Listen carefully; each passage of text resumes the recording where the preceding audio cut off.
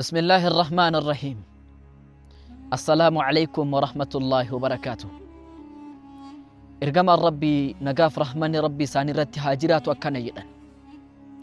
أرأيتم مينا أوديسا وصولغني ملكان بشانيتو كمانا كي سندورا يائي قيت يروشان إراديك أتني هل يبقى شيء من درني نما مسنو بشاني كمانا إسا دورا يائي كقيت يروشان إراديك أتو طورين رتني أفتيه الرسول ربي عليه الصلاة والسلام لكي نفتو جت صحابا فكين يكون فكين صلاة شاننيتي يدن akkuma namni masnoon bishaanii mana isaa dura yaatu yeroo shan dhiqatu xuriin irratti nafne namni adada guyyaatiin yeroo shan rabbii jedhee salaatu badiin takka irratti naftu jedha rasuulli rabbi alayhi salaatu wassalaam.